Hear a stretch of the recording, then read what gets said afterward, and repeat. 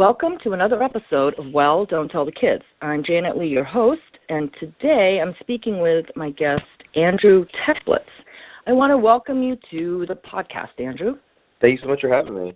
Andrew is currently earning his Bachelor of Fine Arts in acting from the University of Southern California out in the Los Angeles area. I gather you're set to graduate this spring? Yep, I'll be all done in May. That sounds right. Yep, I'll be all done in May. What drew you into acting? Well, I mean, everyone has a different sort of funny little story or whatever. Mine is my mother decided that I was going to be Jesus in the Passion Play and all that stuff when I was younger, and I just kind of kept doing it, through elementary school, middle school, high school. And I mean, I was a two-sport varsity athlete. I had a bunch of other stuff going on, but as I kept going through school, I sort of realized, hey, I actually like doing this a lot more than I like actually, going to classes, playing sports with my friends. And so I kind of got to senior year of high school, and I was like, well, I could just go to school for this. So I, auditioned for a bunch of EFA programs, was fortunate enough to get into USC's, and that's kind of where I've been the last 4 years, just studying craft and just getting, taking it one day at a time. So you are a DC local, actually, in the DC metro area. And so how do you find the change over to the left coast? That must have been a bit of an adjustment. Yeah, I mean, it's a different pace of life, certainly. I can't complain. The weather is a hell of a lot better out here. I always am complaining to my folks that, as soon as I get off the runway at DCA or Reagan or whatever, I just immediately want to get back on the plane and fly back across the country because it's just so damn cold. Right. Well, we're having another lovely cold snap day. Oh my God! On this Groundhog Day today, so think of the California sun out there. Yeah, it's about 70 degrees, 72 degrees right now. It's perfect. It's absolutely beautiful right now. Oh my gosh, so jealous. Can you tell us a little bit about any prominent obstacles or challenges that you faced along the way? Well, so my first year of school. The first semester was a learning and a growth period, certainly, and I wasn't actually that happy in school. And so by second semester, I actually was kind of in a place where I didn't want to be in school anymore. I was just going to drop out and go back home. I started having some pretty serious mental health problems, kind of started spiraling down the tubes. My folks didn't really know, because I wasn't as upfront or honest with them as I should have been about what was going on.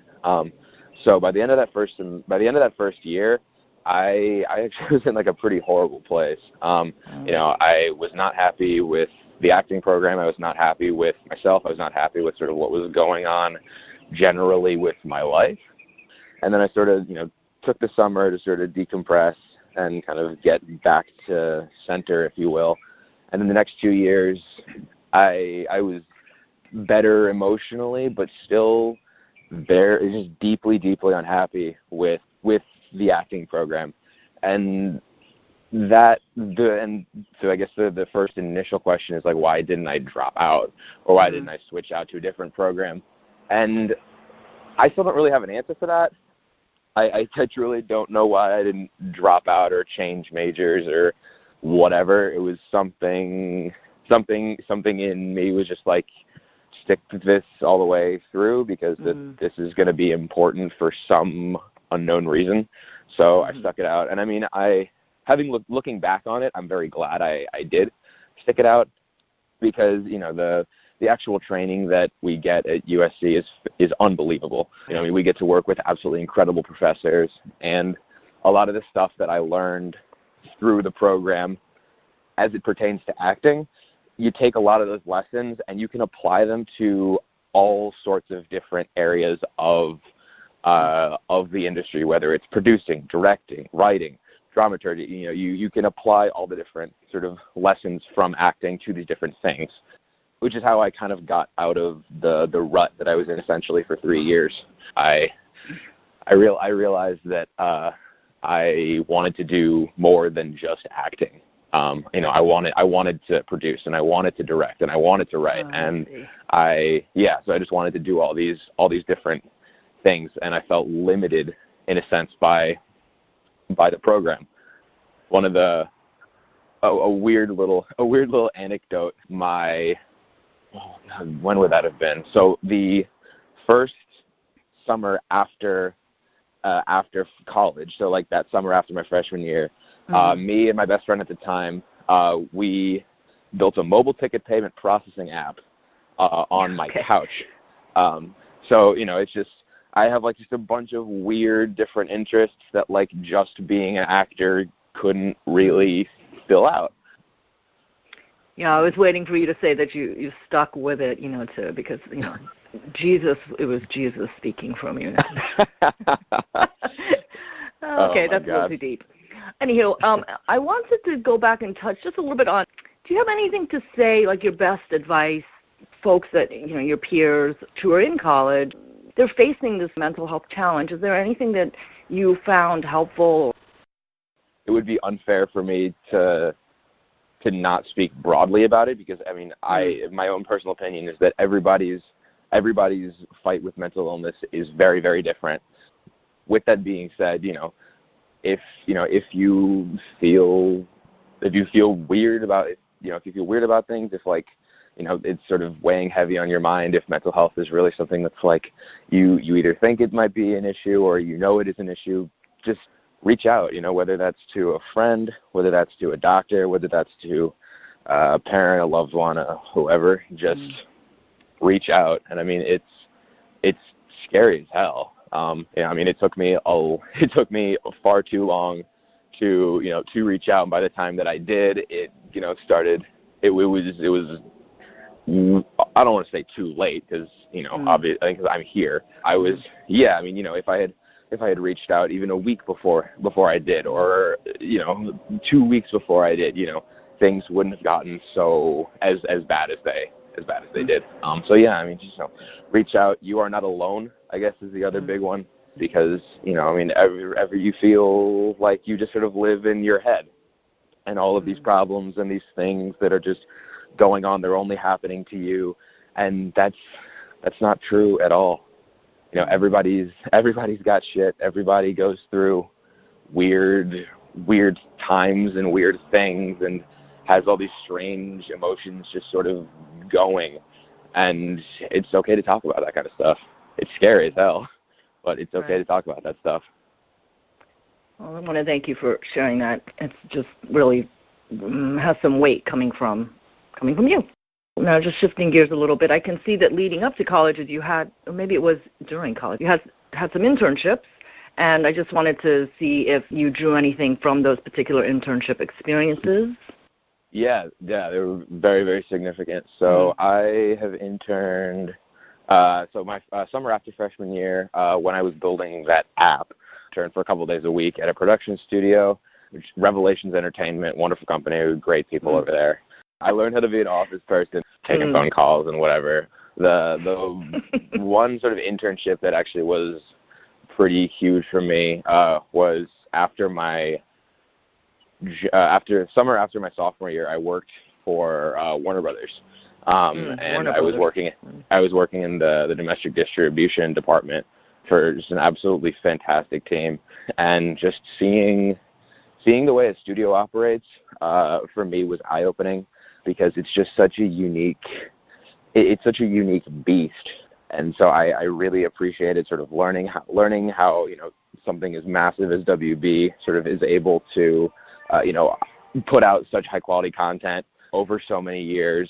They really have just dedicated, hardworking people who are there, and learning more specifically about the publicity, PR, marketing, distribution sort of arm of the industry was pretty eye-opening for me as well, because I realized that kind of up until that point, I had been doing acting and a lot of that sort of stuff, and that's one arm of the industry. But as I slowly started to realize over the course of that summer, no one cares about your movie if no one knows that you have a movie. So, really, really starting to take a hard look at, okay, how important is it to actually market your film or your television show or whatever, how do you do that? Because again, who cares if you spent $10 million on an episode of television if no one knows that you spent $10 million of an episode on television? So just sort of thinking about the industry from that angle and actually thinking about creating content with marketing baked in, if that makes any sense. I mean, I took a fascinating class with this professor, Gene Del Vecchio, this past fall. Is this creating and marketing blockbusters class. And he basically talks, one of the big things that he talks about is that really, really successful movies, their marketing is essentially built into the film. There's sort of a clear roadmap of how to actually market and distribute the film from the get-go. And those are ultimately the most successful films, because that when you're thinking about it back end almost, like, you don't have to, the marketing team and a PR team, they don't have to go through your film and say, like, okay, what's the story here? What is it that we're actually trying to sell? It's abundantly clear from the get-go. And the clearer you are in that message, the easier of a time you're going to have actually sort of hitting your target markets and hitting your target markets and then sort of working on the actual niche markets to sort of increase revenue. Star Wars just pops in my head. I don't know if that was a conscious, there's a large industry, obviously, that came out of it, but I don't know if that's where it started, but I wonder, though, does that really work? Because if you, maybe I'm not understanding the whole process completely, but I guess how do you keep it from becoming, like, artificial? Yeah, well, I mean, that's sort of the trick, isn't it? You take a look at movies like Transformers. And, I mean, those movies are essentially vehicles for marketing. They also, are largely terrible. They're not like, high quality cinema films. But, Michael Bay works with a crazy ton of sponsors, and they make a crazy ton of money. So for something like that, sort of the marketing and the PR and all that sort of is baked into the film. No, that's not a great example of sort of like a higher quality film. I mean, there is a lot to be said for the way Michael Bay is as a director and a cinematographer. I mean, for better or for worse, I mean, Michael Bay has a very clear, distinct style, and there are people who really, really resonate with that. I personally don't think that he does a great job in a lot of different categories, like of filmmaking, notably the writing. It's all ridiculously stale, in my opinion. But, for better or for worse, those movies make a ton of money. I'm trying to think of a good example of a movie like kind of has it all baked in. Wonder Woman actually is a really good one. Back to Warner Brothers. When a marketing or PR team actually sits down with that movie and they say, okay, what's the story? It's super, super clear that entire movie, the whole marketing campaign, is going to be based around female empowerment, and it's going to be based around badass women doing badass things. And so, you have a very clear target market. Which means you have very clear sort of people that you're trying to hit when you want to actually get them to come to the theater. Right, and then that movie lives within a universe of, I don't pretend to understand that, but out of the comic world, the two, DC Marvel, and what's the other one, and just that, how it fits in. And Justice League versus the other one. Yeah. Interesting. Well, can you tell us a little bit, you have your own project, if you'd like to tell us a little bit about it. You're producing and acting in it. It's called Elephant Department, but the story behind the title.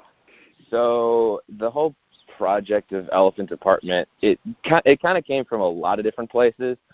It was largely born out of my frustration, like my overwhelming frustration with a lot of different individual things, and this single project was able to cover like 100% of all of my frustrations, which has been so far an absolutely incredible experience. So in sort of no particular order, I was really frustrated with the student filmmaking process. Just in terms of the production, marketing, distribution of the student film. I thought that it was wildly inefficient, the way that process worked. I was frustrated with the fact that there are the sort of influencer space. Those influencers are receiving interest by agents and managers.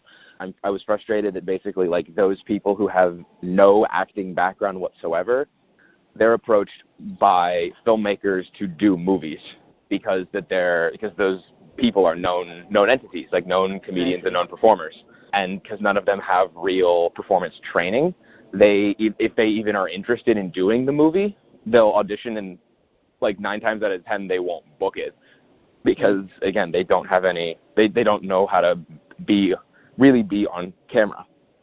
And I also was kind of frustrated with the fact that the USC's BFA program, sort of after the fall, our senior fall show wraps, we don't really have a big project. I mean, we have our showcase class, but it wasn't really big enough in my opinion.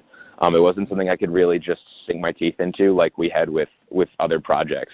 Last spring, I worked on our junior spring show was the show called the Kentucky Cycle, and it's 2 6-hour plays. And we spent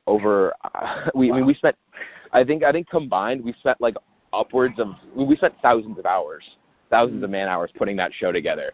And when I was looking at that whole process, I was like, we spent literally thousands of hours on this, and the only people that are going to see it are like, it's, call it between 200 to 500 people that like come to see it on the 2 weekends that we're doing it.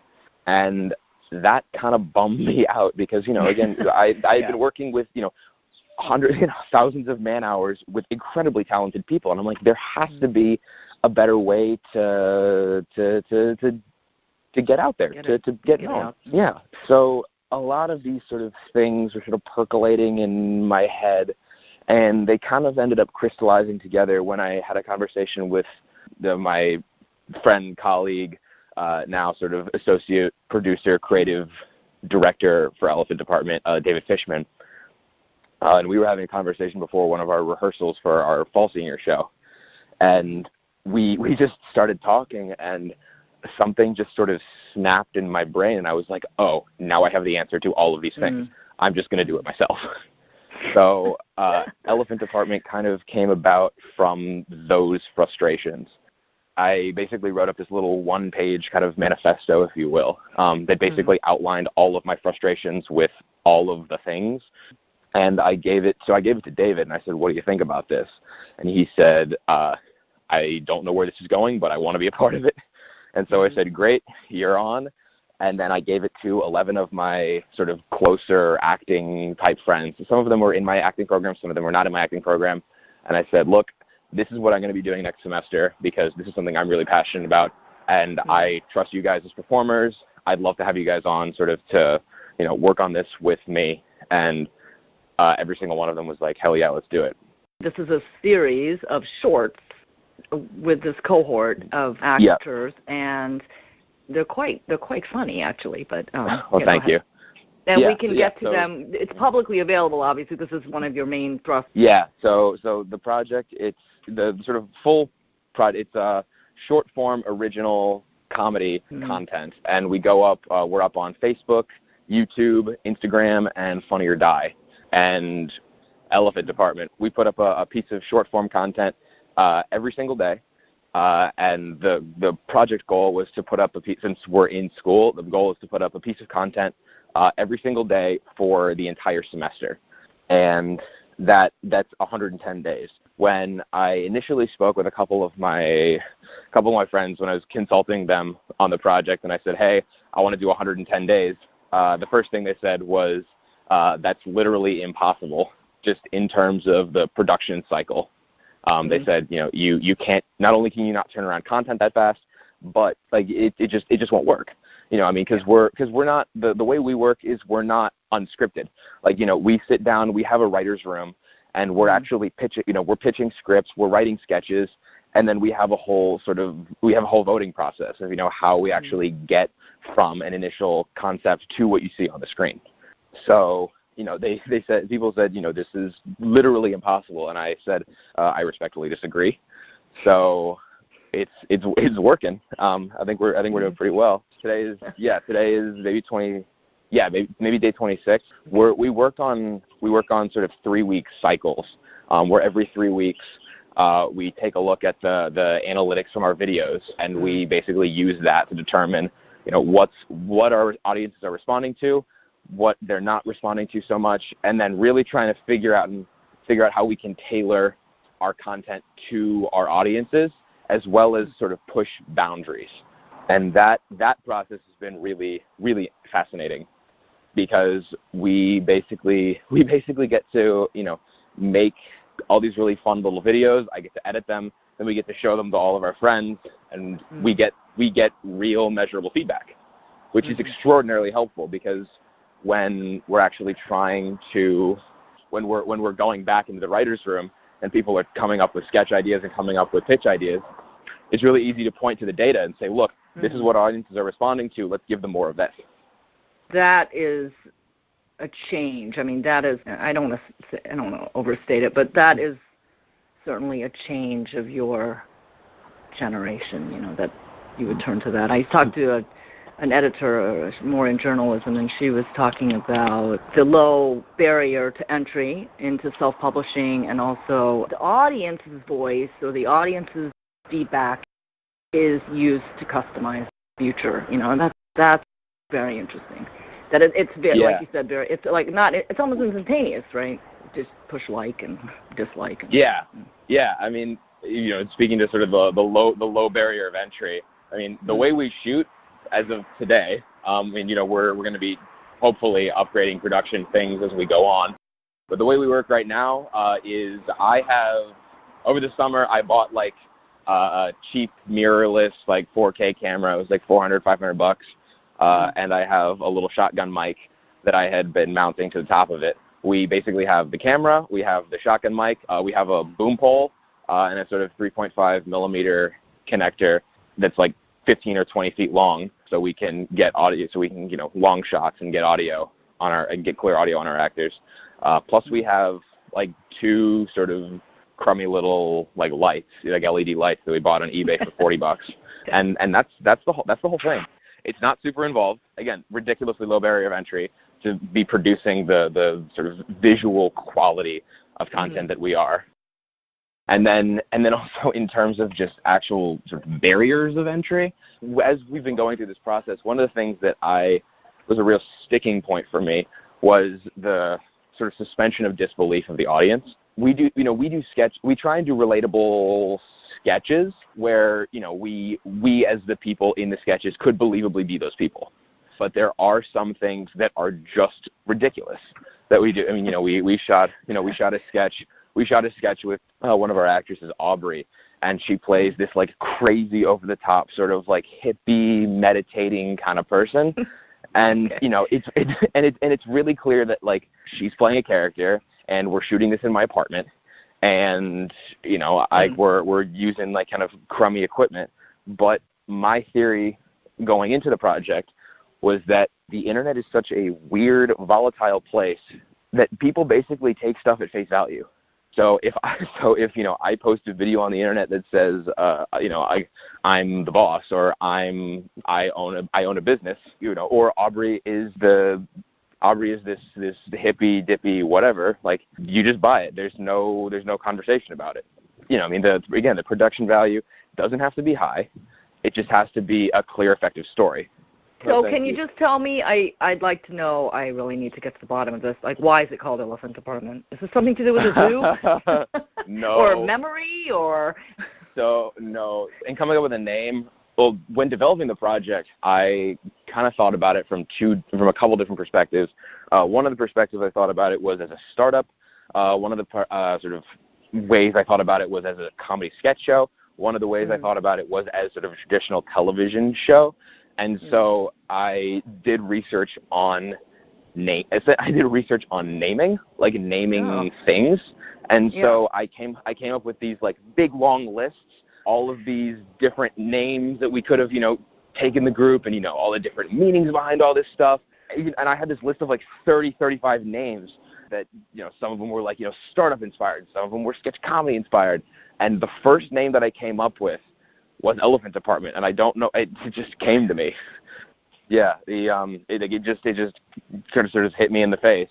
And I was like, okay, I just like this name. And I wrote down 29 more. And when I took it to my cast, took the list to the cast to sort of talk things through, I said the first thing I said was Elephant Department. They're like, "Oh, we really like that." And then we spent 10 minutes going through all the other names, and they're like, "Yeah, it's okay, but I don't like it as much as Elephant Department." And I was like, "Really?"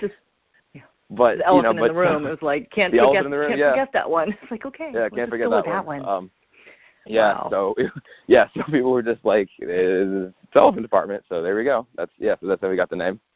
I think that also is emblematic of, that kind of figures, that it's just this sort of idiosyncratic thing that, okay, I can accept that. I can accept that. There you go. Easy. Yeah, I also wanted to know just what is on the horizon for you. You're looking towards, I assume, your 80 more episodes and graduation coming up. Great beyond. So in terms of the future, I mean, we've got, our 80 whatever episodes that are left. Our big challenge for the rest of the semester is what I call getting over the spring break hurdle. We are going to lose 3 weekends of filming to spring break, and we shoot on our production cycle is we shoot on Thursdays, Saturdays, and Sundays. We shoot 1 to 2 sketches on Thursdays, between 7 to 10 sketches on a Saturday, and sort of pickups, and 1 to 2 more sketches on Sunday. And the reason we shoot so much, I mean, it's fun and we enjoy it. We're losing that 3 weekends of filming, and so we basically need 21 shorts sort of in the bank that I can basically just edit and send off without any cast or any additional anything input-wise. Because once we hit Friday before break, that's it, and we're sort of off the races. So that's sort of the big challenge for the future. But then we'll have our episodes. I'll hope I'm sort of looking for representation and all that jazz, and professional representation. Is that what you're talking about? Yeah, professional representation, sort of taking care of that whole side of things. I'm working with the dean on this project, so I'll work, being able to kind of talk shop with him, because the project is groundbreaking in a couple of different ways.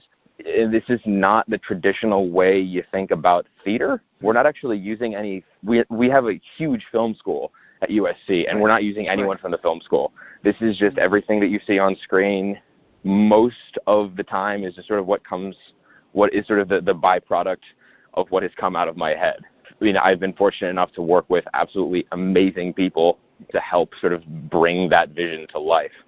But, really just kind of nailing down on the rest of those episodes, and then we're done. I'm not really sure kind of what post-grad looks like specifically.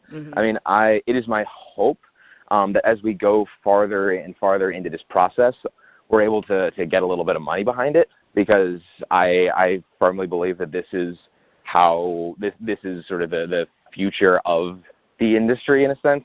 Go get them kind of people who just are making and putting out content and building worlds and doing that whole thing.